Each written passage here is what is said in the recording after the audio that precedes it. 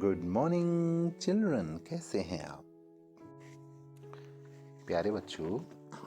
आज 9 सितंबर 2021 दिन गुरुवार है। कक्षा 5 में हम अंग्रेजी में लेकर आए हैं फ्लाइंग टुगेदर। तो आइए जानते हैं, इसका एक पैराग्राफ हम पढ़ते हैं।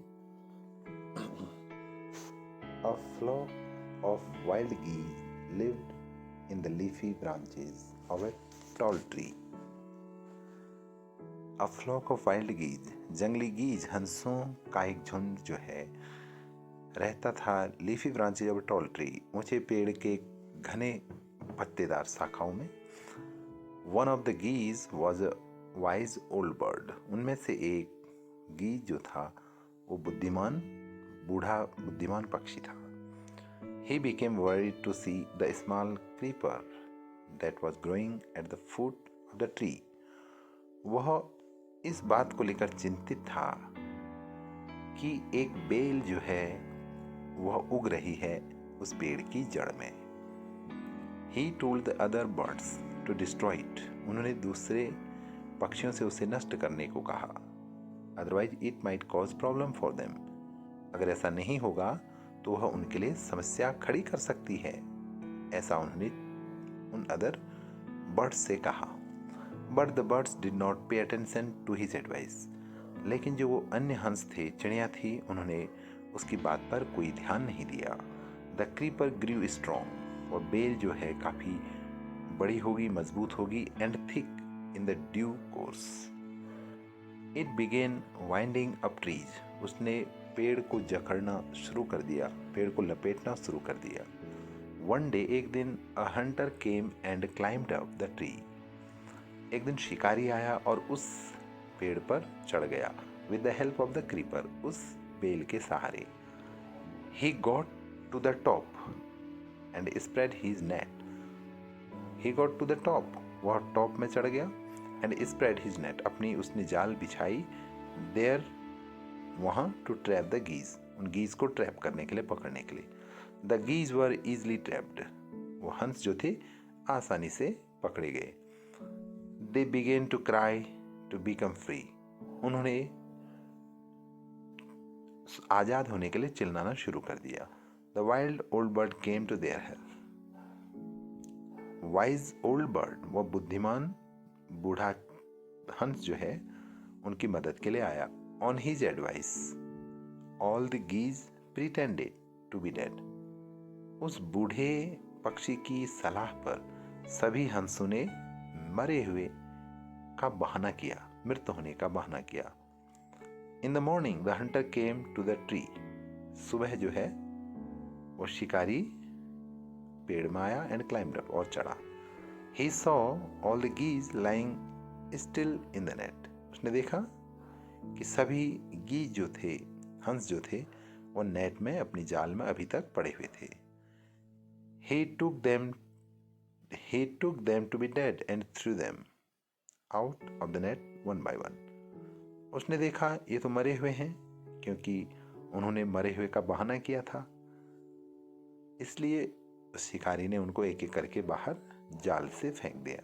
When the last goose was thrown away, जब लास्ट गूज, हंस, बाहर फेंका गया, दे ऑल गॉट अप, वे सभी जाग गए। फ्लैप्ड देयर विंग्स, अपने पंख फड़फड़ाए और फ्ली अवे, उड़ गए। तो इससे हमको कुछ सीख भी मिलती है कि अपने से अनुभवी लोगों की बात माननी चाहिए। आइए चलते हैं इसके न्यू वर्ड्स पर। न्यू वर्ड्स में है स्प्रेड, स्प्रेड माने फैली हुई, फ्लॉक समूह, वाइल्ड सेवेज जंगली, शॉ देखा, क्रीपर बेल, हार्म हानि होना, पिटी और सैडनेस दुख की बात, टेंडर सॉफ्ट कोमल, वाइंडिंग कॉइल अराउंड लिपटना, हंटर शिकारी, ट्रैप्ड कॉट पकड़े जाना, स्ट्रगल्ड ट्राइड वेरी हार्ड संघर्ष करना, फस हंगामा करना, एजिटेशन भी हंगामा करना, प्रिटेंड ढोंग करना, स्टिल मोसनीज अचल, मटर्ड बुदबुदाना, फ्लैप्ड फड़फड़ाना, फड़फड़ाया फड़फड़ा कर, वॉज्ड ऑब्जर्व्ड देखा। अब चलते हैं प्रश्नों पर। Where did the geese live, हंस कहाँ रहते थे? The geese lived in the leafy branches of a tall tree. दूसरा प्रश्न है why did the old bird advise the other birds to destroy the creeper. वृद्ध पक्षी ने अन्य पक्षियों को बेल नष्ट करने की सलाह क्यों दी? Because it could help a hunter to climb up the tree and kill off them. क्योंकि उसको ऐसा लगता था कि इससे शिकारी चढ़ जाएगा और सबको मार देगा। ऐसा ही हुआ। Why did the geese cry help help? हंस क्यों चिल्ला रहे थे बचाओ बचाओ? Because they were trapped in the net of the hunter. क्योंकि वो शिकारी के जाल में फंस गए थे। अगला है What did the hunter do when he thought that the geese were dead? जब शिकारी को पता चला कि सभी हंस मरे हुए हैं तो उसने क्या किया? जी हाँ, The hunter threw them out of the net one by one.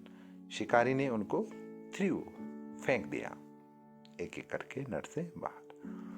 अब अगला है question number 3। Question number 3, fill in the blanks with the prepositions such as to, at, of, on, it, in, into, with. One has been done for you. एक आपके लिए किया गया है। This tree was the home of a flock of wild geese. अब अगला है he noticed the creeper, यहाँ से भरो, ठीक है। On the top, on the foot या in the foot क्या होगा यहाँ पर? ऊपर अभी आपको पढ़ाया है वो भरिए। It would be a pity, क्या आएगा? To destroy it now। मतलब जो भी यहाँ पर प्रीपोजिशन आएगा इनमें आप भरिएगा, ठीक है ना बच्चों? ओके, ये सारा कंप्लीट करना। और आज के लिए इतना ही, मिलते हैं अगली वर्कशीट में।